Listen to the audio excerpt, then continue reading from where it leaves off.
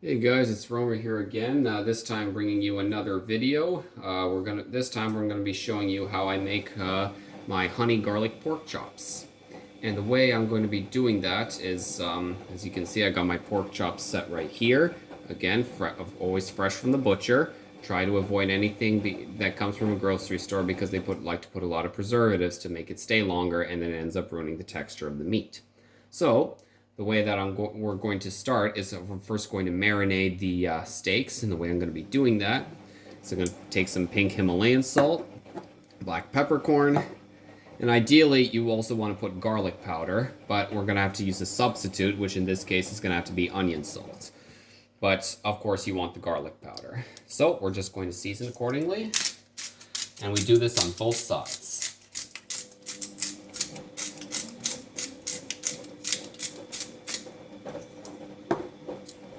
Go, just like that. Make sure we get spread the love all around. This is probably the tastiest thing that I like making because it always comes out just right. And then here we go. Sprinkle accordingly.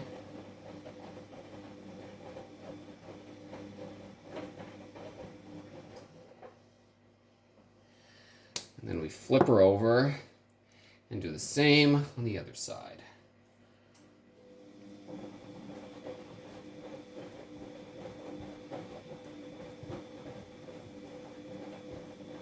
And here we go.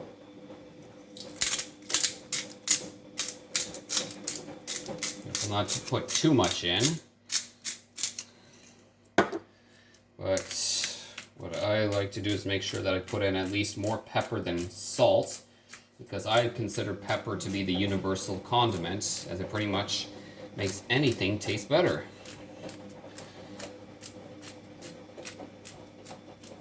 Alright, here's the salt.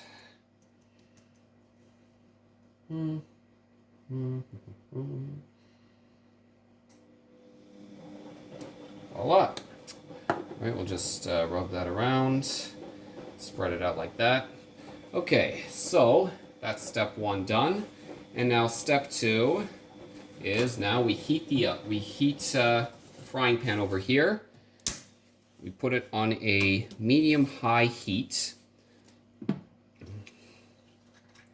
And then we put the equivalent of about 2 tablespoons worth of olive oil. And then make sure that it spreads all around the frying pan. Okay. Should only take a few minutes. Well, a few minutes max. So what we do after the frying pan is all heated up is we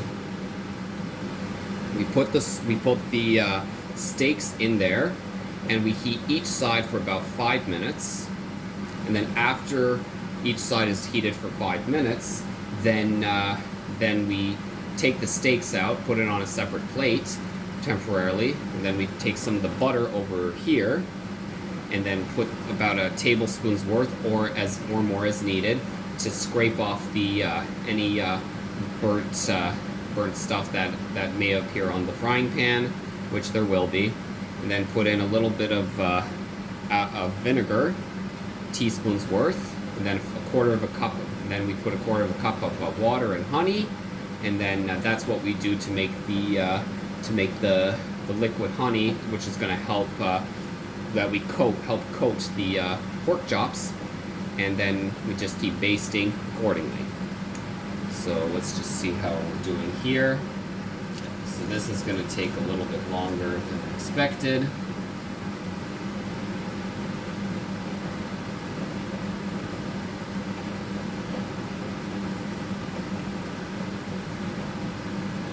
Now the honey that I'm going to be using actually is the one that I always take every morning and evening, and this one is called silkgrass. So what I love about silkgrass honey is that this type of honey can actually be used to lower blood pressure, And it can also be used to relieve any sort of cough remedies that you may experience, or decongestion. There are other kinds of honeys that can also be used to treat coughs. There's one I think called Acacia, which tends to be more of a clearer honey. If there's anyone who owns an apiary or is an expert on honeybees, please feel free to correct me throughout this video. In the meantime, I should also add that when we're doing the after we scrape the pan with the butter, we're also going to take these 3 cloves of garlic, and instead of using the presser, we're going to mince these instead, so that way we have chunks of it. So that's going to be used as our topping for the steaks. Sorry, for the pork chops. Okay, there we go. Voila, perfect. Nice and heated. All right, and now let's put her in. All right. Looks like we only have space for 3 at the moment, which is okay. And then we heat each side for 5 minutes. So I will actually see you guys back once the first 5 minutes are up. Actually, you know what, guys? I actually just wanted to show you a little bit for a quick second. So see how it's like sizzling accordingly? If you're cooking this in real life, you could actually appreciate the smell as or just waft it a bit, and you could really smell the freshness in there. It's the kind of freshness that makes you want to go, oh, I wish I could be coated like that, Romer. And so that way you can always gobble me up, take a big bite out of me where I feel good, nice and juicy. You heard me. Shut up. Okay, so we're waiting about another 3 more minutes, and then we'll flip her over to the other side. You can see it's already starting to sizzle. Now the reason why I don't put this on a high heat, because if I do it too high, like it'll end up charring the sides or scorching it. So I want to make sure that it's a gradual buildup of the heat. Now normally the 5 pork chops that I get would end up fitting in 1 frying pan, but the pieces that they gave me this time are actually much bigger. And, you know, bigger, when it comes to meat size, bigger is always better. That's right. Anyone who disagrees is in denial. Or just not big on eating meat. Which I find hard to believe. Very hard to believe. Oh, there it is. There's that smell again. Oh, yeah.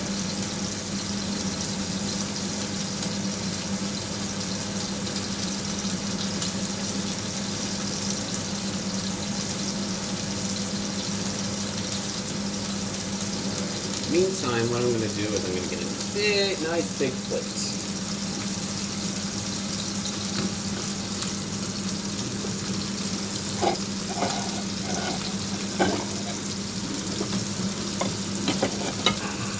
There we go. Okay, looks like we got another 1.5 minutes to go. And then, so I'll see you guys when the 1.5 minutes is done. Okay, here we are, guys. Now we're ready to flip the steaks. Now the key thing, since I'm using a ceramic frying pan, the best way to cook with ceramic is to either use plastic or wood. If you use metal, it'll scrape the ceramic, and then you'll end up rusting.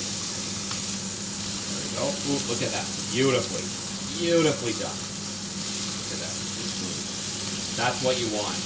This is what you guys want, guys. You don't want it to be too you don't want it to be too milk toast, but you also don't want it to be scorched. You want it to be just like that. You want like a little brownish texture, like so. With this brownish texture, that means that you're doing it just right. And then you pretty much rinse and repeat for the next 5 minutes. So nothing to it, pretty simple, just cooking like so. And then looks like what I'm going to have to do afterwards is, I was expecting all 5 steaks to fit in there, but since I can't do it, looks like I'm going to have to, once I finish doing the other 5 steaks, sorry, the other 2 steaks, then I'm going to do a part 2, which is going to involve the glazing, sorry, the cooking of the honey sauce and garlic, and then coating it into the pork chops. So I'm gonna have to stop here, and then I will see you guys once I'm done with these two on the second part. See you then.